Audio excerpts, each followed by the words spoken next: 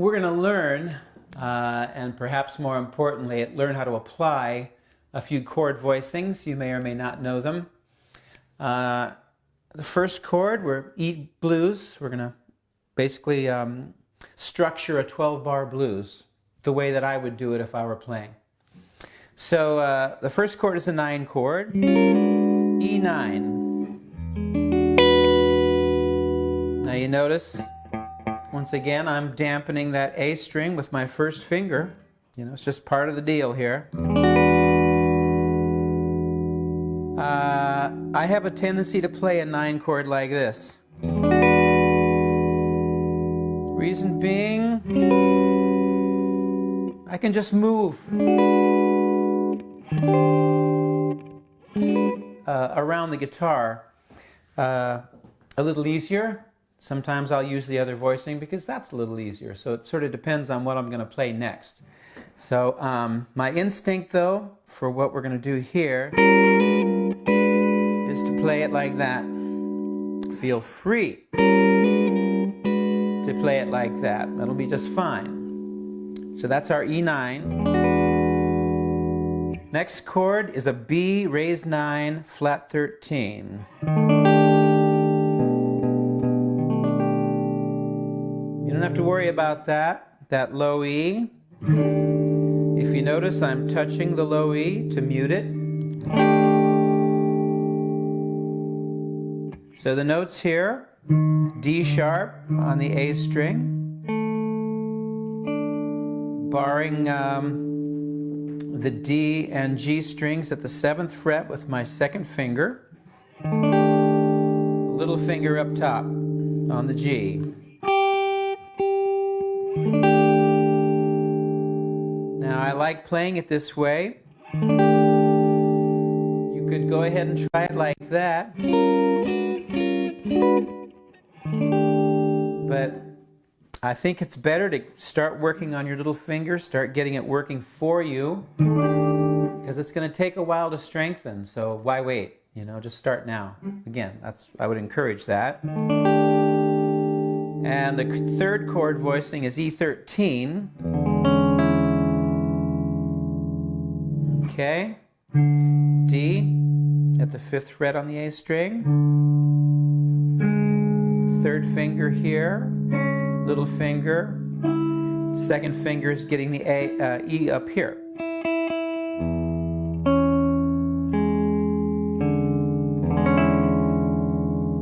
Now the way I'm going to use this is to remove the 13th, actually deaden that G string. I like the sound of that chord voicing better than that.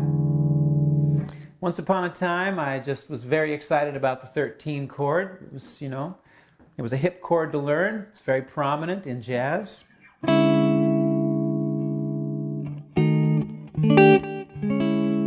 But especially in blues playing, I find the 13th chord to be a little bit weak, and I kind of avoid it. I'll play a straight up 7th chord or a 9th chord instead of a 13th chord. I almost always avoid a 13th chord. But happy for you to use that even in this context. I'm just kind of letting you know I will remove the 13th and just play a straight up 7th chord. To me, it's just funkier in the blues. Okay, so these first 3 chords are going to be played like this. Swing, shuffle, you know, blues, 12 bars, key of E.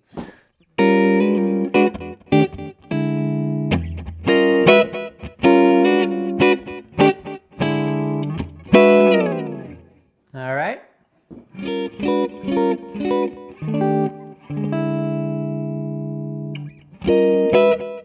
This 9th chord voicing, you're welcome to. We'll talk about it more later. So you hear a little theme here, right? Dee-dee-doo-dee-da-da, da-da, da-dee-doo-da-da-da. Now we're going to keep it going on the 4 chord with da-dee-doo-dee. So there's the 13th chord with the 9th on top. Works nicely in this case because those, just fit well together. If I played, that works too. That's just the 9th and no 13th.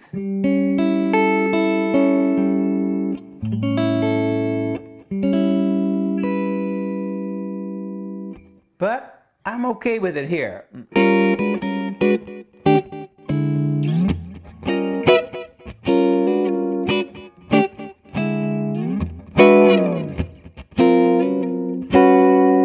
And then to keep the theme going, B flat 13.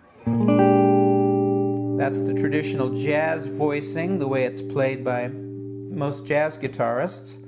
But to me, that just kind of cramps up my wrist there. I like having my wrist back here like this. You notice I'm playing this all with my fingers.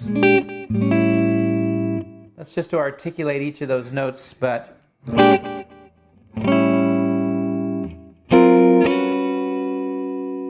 if I play the 13th here, we can't hear the E, which is a part of the theme.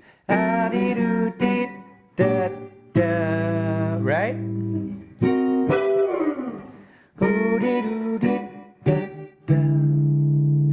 Now I'm going to play some 6th in B and E. So here's the 9th chord. B9. 7th here on the D string with the 3rd finger.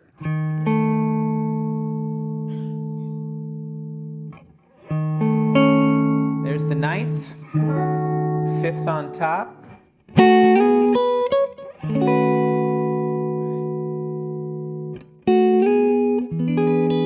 I'm basically playing an E7 here, but I'm using only the 5th and the 3rd. Going to do that on the A chord. And then finish it out with the opening couple of bars.